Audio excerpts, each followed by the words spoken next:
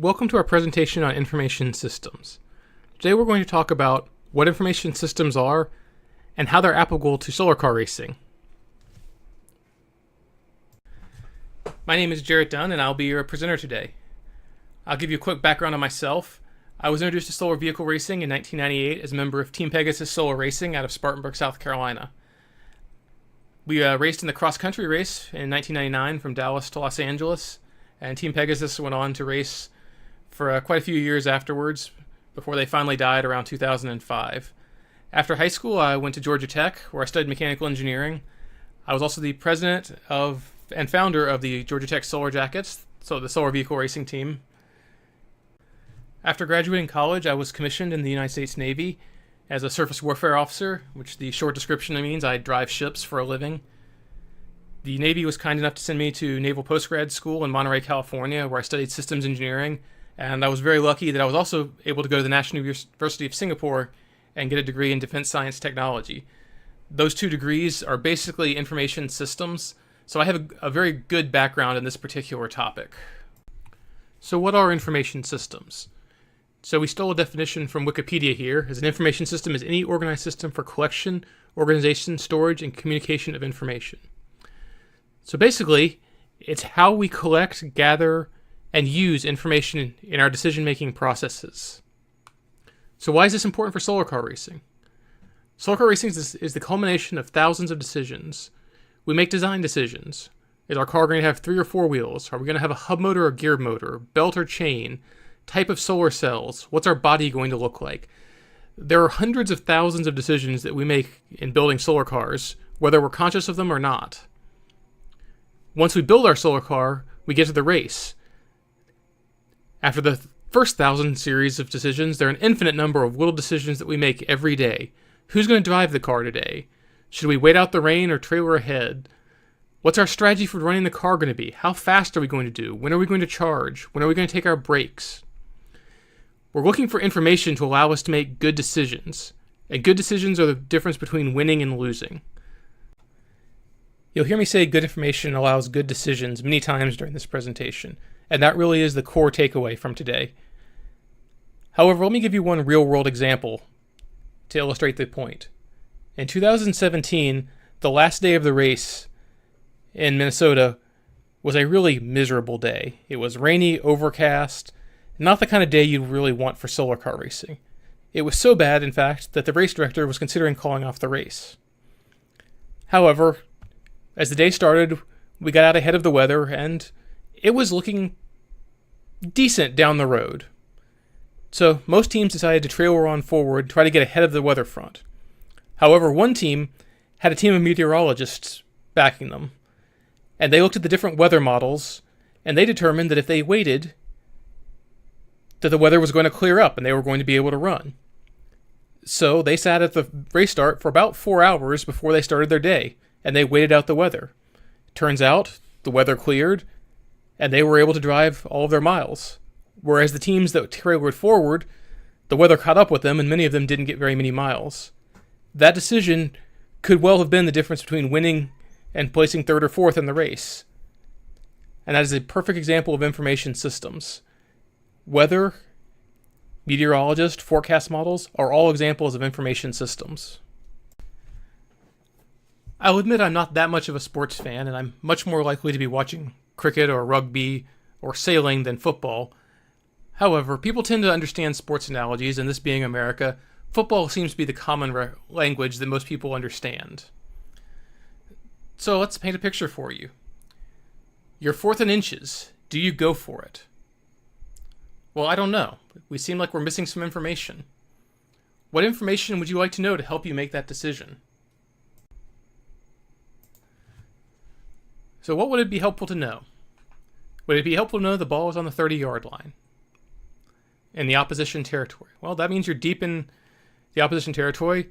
That's probably going to rule out the option of punting, but this division... God damn, I get tongue-tied. We use data all the time. In fact, it's actually intuitive to us. But you probably don't think that behind each of these pieces of information presented is an information system. Each one had a piece of information that we were interested in. We used a sensor to record data. We analyzed it, and then we processed it. For example, in the location of the ball, we used our eyes compared to a grid reference system to figure out where the ball was. We analyzed that information, and then we displayed it, or we communicated it with a common reference using a 30-yard line. For our conversion rate in the field goal kicker, again, we collected the information, and then we processed it.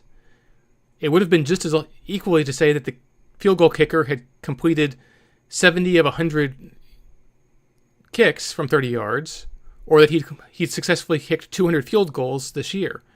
However, we were able to present it as 70% as an easy number that's a common reference system to allow us to use the information quickly and decisively to aid in our decision-making process.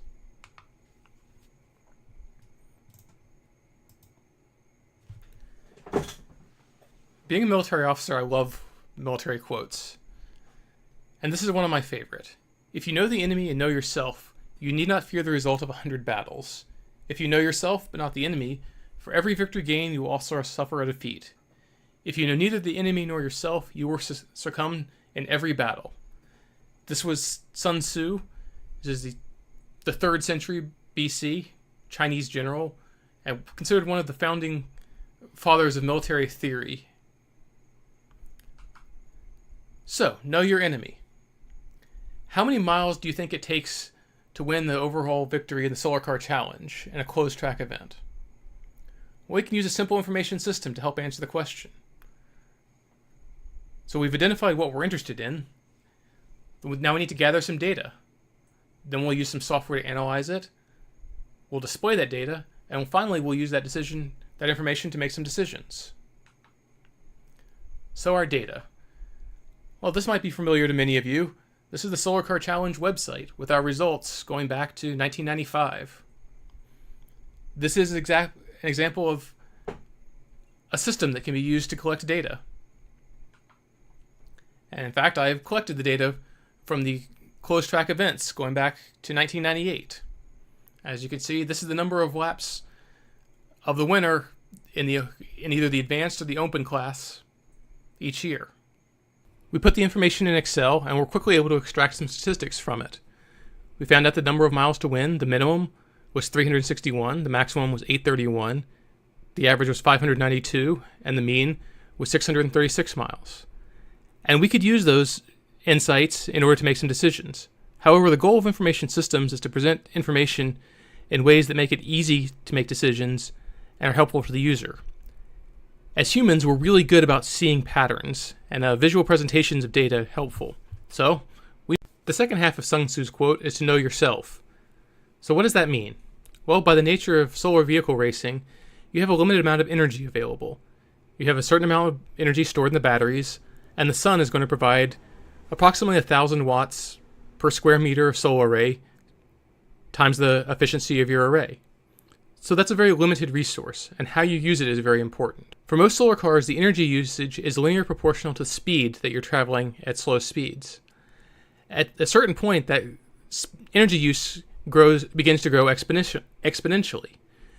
Knowing where that knee in the curve of your energy usage is can be very useful. You probably want to be driving on the linear side of it if at all possible. You also might want to be able to do certain things to affect where that knee is with your aerodynamics package. Over the course of the years, I've worked with quite a few teams. As I said in my introduction, I was the president and founder of Georgia Tech's Solar Car team, and one of our sponsors as advisors was the MIT Solar Car team. I've also worked with dozens of high school teams over the years, and as a result, I've had access to a lot of information on solar cars. And one of the things I've noticed is that many times 2 different drivers can drive the exact same car on the exact same course and use dramatically different amounts of energy. So how do we know ourselves? How do we find out who the good drivers are, and how do we make those good decisions? Well, the first and most important thing for any solar car team to do is drive. And we've said many times among the staff here that the car that shows up with the most miles on it prior to the race is probably going to be the one that wins. But driving alone is not enough. you have to understand what you're doing. If you don't understand how the car is reacting, what the situation is, you can actually influence bad habits. So, how do you get around that? Well, the answer is telemetry. So what telemetry is a system that allows you to record data so that you can analyze it and understand how your car is functioning. That's what I've said. Telemetry is a system. First, you choose the data you're interested in. Then you identify sensors to record that data. You pick a system to record the data. You process the data. You display the data. And, as I said many times, the final solution is you make good decisions with that data. So when I gave this presentation, or before I gave this presentation the first time, I sat down for about 5 to 10 minutes and came up with a list of all the things that I might be interested in as a solar car team. Many of these things that I was interested in when I was designing my cars. There's some very basic things like the time, the location, the speed. But there are other things that you might not expect so much. Things like the shock displacement, the steering angle, the driver's weight. Well, you might not think the driver's weight is a sensor that would be recorded into your analysis, but it really is. You use all of these functions in order to develop a model to understand how your car is working. So you might find that at certain temperatures of your motor controller, your car is not very efficient. So if you're getting into that point, you might want to slow down, or you might find that you want to add more cooling to your motor controller. Both of these are legitimate outcomes for telemetry. So as I said, this was my quick guess at what I would be interested in if I was developing another solar car. However, the first step in any information system is to figure out what information you are interested in. There's an almost infinite amount of information available to you, and this list is by no means extensive. But in the real world, you are limited by your budget, your computing power, and your ability to process that information. It's entirely possible to have too much or too little information. Once you've determined what information you're interested in, you'll need to determine how you're going to acquire that information. Some information, for example, the forecast, cloud cover, or what time sunrise is, or the number of laps required to win the race, you might look up in a database. However, some pieces of information are going to require measuring some physical property. An example of physical property might be the weight and current or voltage. And with that, you're going to need a sensor. There are almost an infinite number of types and a variety of sensor. Every type has advantages and drawbacks, and it's important to understand the limitations of the sensor you're using. And for my slide here, I've thrown up a few of the interesting sensors. The blue sensors on the left are Hall effect sensors, which are my personal favorite for current collection. However, they have some limits on them. The big one in the center is a current shunt, which most teams should be familiar with. There's a GPS antenna, a couple of potentiometers, and a proximity sensor. When dealing with sensors, any sensor, there are some terms that you need to be familiar with. These terms help quantify how good and reliable the sensor and the information that you're getting from that sensor are. And these terms are the range, the sensitivity, the resolution, the precision, and the accuracy of the sensor. And we'll break down each one of those terms in the next couple of slides. We'll start with the range. The range is the working envelope of the sensor. If you operate outside of that range, the sensor may or may not still work. However, you might damage the sensor or the system. For example, if you have a voltage sensor that's capable of reading from 0 to 15 volts, that might be very good for reading your auxiliary battery. However, if you try to measure your main battery pack voltage, which may be 48 or 120 volts, that sensor may fail or provide unreliable readings. Sensitivity is an absolute quantity that's inherent in the sensor. It is the smallest absolute measurement of change that can be detected by a system. So if you have a system that has a 1 volt sensitivity, it will not be able to measure a change of 0.1 volts. A 1 volt sensitivity may be fine if you're measuring a 100,000 volt power distribution system. However, that may not be good enough if you're measuring a lithium-ion battery, where 0.1 volts can be the difference between a fully charged battery and a battery that's on fire. A related term is resolution. And resolution and sensitivity are often used interchangeably. However, they're slightly different. Resolution is a part of the entire system it is not a physical property of the sensor. It is the degree to which change can theoretically be detected of the system. So for example, if you have a voltage sensor and you're using an analog to digital converter to convert that into a digital signal, if you have a 200 volt range and an 8-bit analog to digital conversion, the smallest you can physically measure is 0.78125 volts. However, if you upgrade that same analog to digital converter to a 16-bit system, you now have a resolution of 0.003505 volts. Precision. Precision describes the repeatability of a measure. We commonly talk about these using targets, as it's a very easy way to understand them. So if you take 10 shots at a target, the precision is how close together your shots are. The accuracy, on the other hand, using that same example, is how close to the center of the target you are. And these two quantities are both independent of each other. And so, as I said, this is a very common way of representing them. So for this first target, this is the worst case scenario. You have low accuracy and low precision. For this target, you have low accuracy, high precision. And while you might initially think this is a bad situation, because you are having repeatable results, high precision results, you can correct those results to turn them into accurate results. And here we have a high accuracy, low precision results with that scattered around the bullseye. And again, the average of these might be correct, but the individual results may vary. As a result, you might want to provide some data processing and average 5 or 10 results instead of taking one reading as being an absolute truth. And finally, they have the holy grail of sensors and information management. You have a high precision, high accuracy system. Everything's clustered nicely around the bullseye, and everything is very closely grouped.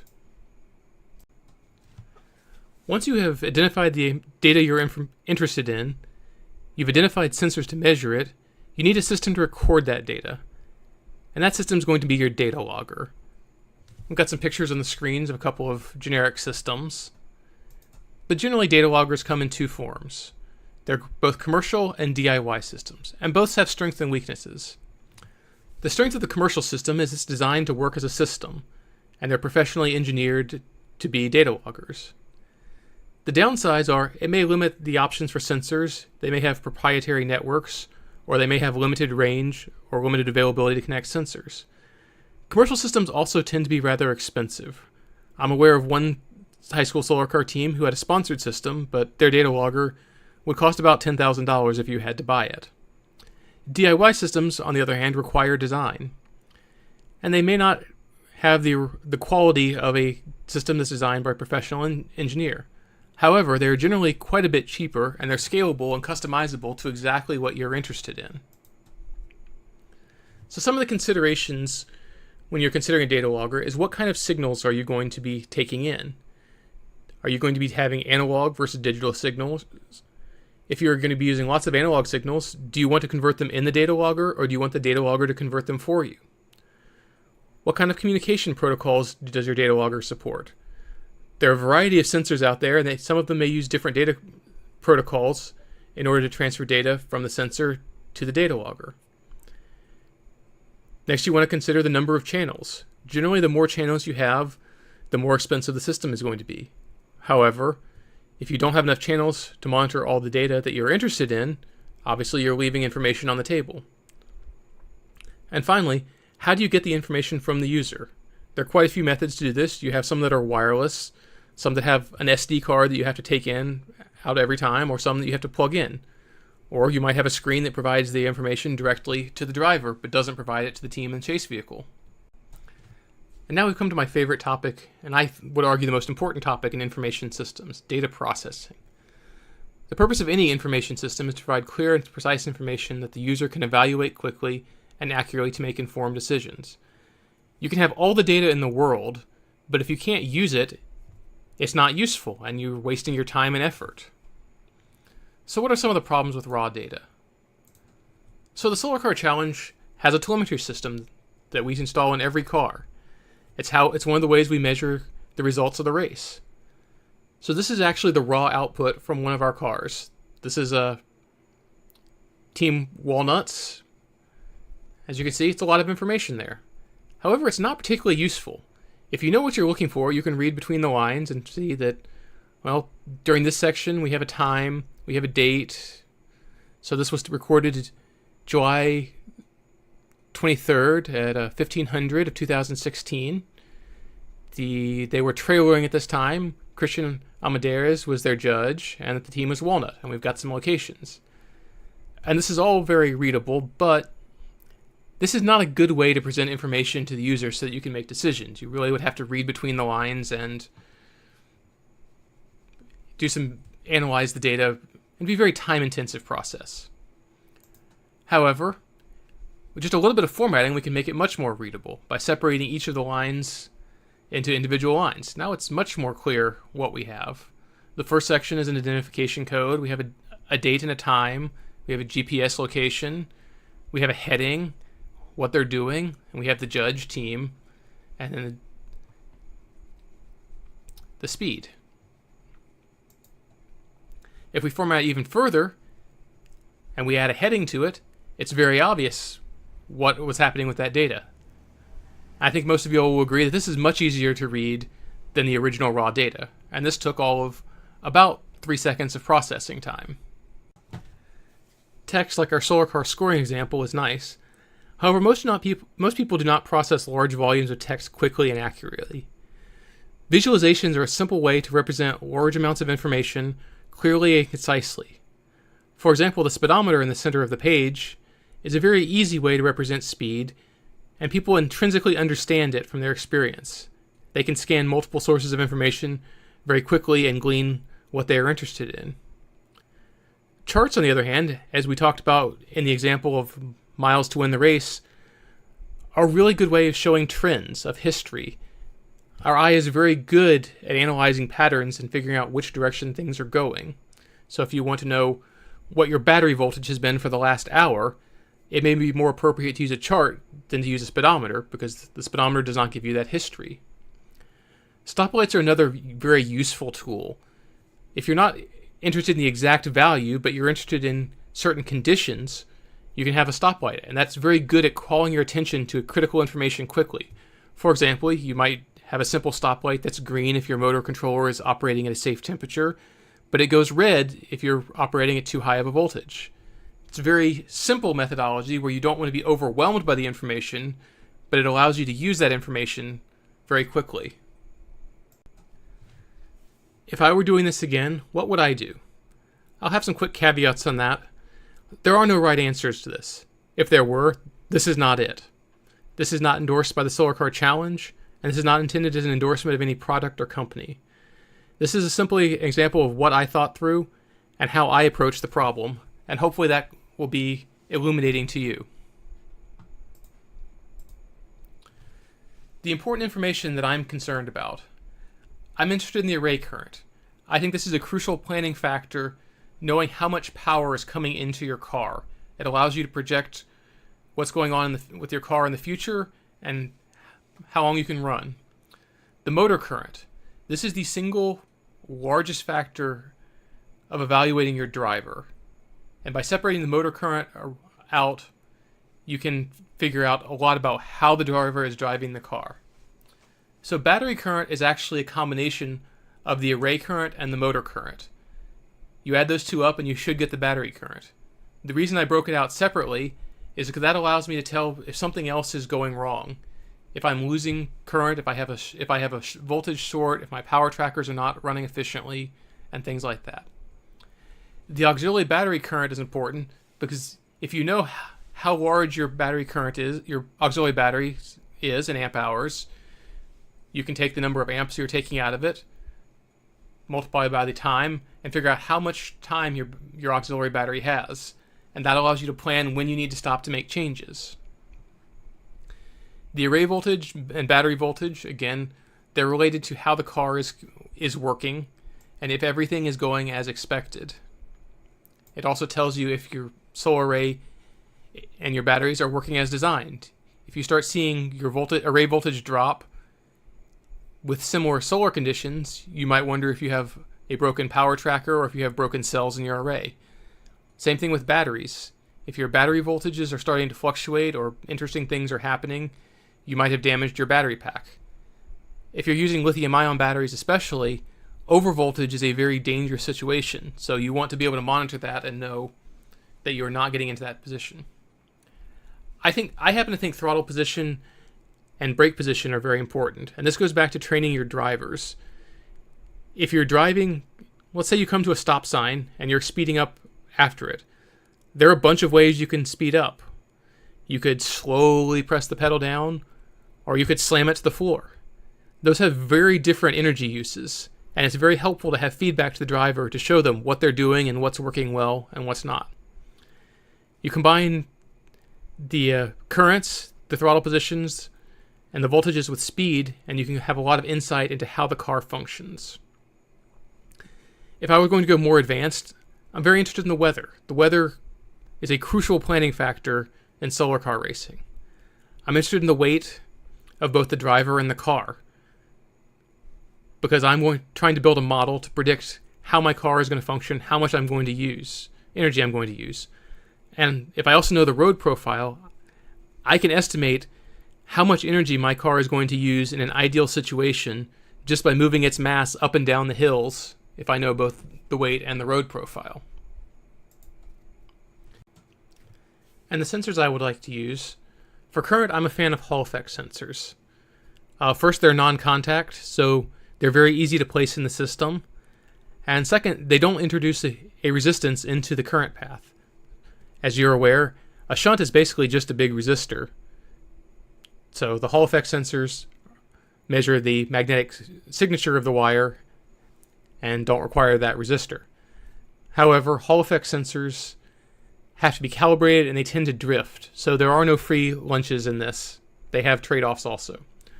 For voltage, most data acquisition systems can't run 120 volts or even 48 volts, so as a result you need custom voltage dividers. Luckily, voltage dividers are just two resistors, and that allows you to put any voltage you want into an analog to digital converter. My personal preference is a 16-bit analog to digital converter to measure voltage, just to give you that additional resolution on your sensors. Pedal position is very simply measured with a potentiometer. In fact, it's probably redundant to the one that you're already using to control your car. And for speed, I'm a fan of the GPS. I think it's much more elegant than trying to use a magnetic pickup from a bicycle or a gear-driven wheel or something of that variety. And so this is a few systems that I put together very quickly as examples of what you could do. So using a Raspberry Pi as a data logger, they're about $40, very, very cheap and very approachable. They have analog to digital converters, have a GPS module, a Wi-Fi antenna to deliver it out, and a screen to display your information to the driver. An alternative system they could also do is an Arduino Mega, in this case, a GPS shield, and then you might want to offload your data using a cell phone system. These are just examples. There are an infinite number of systems that you can go out and buy or design. Just some things to consider.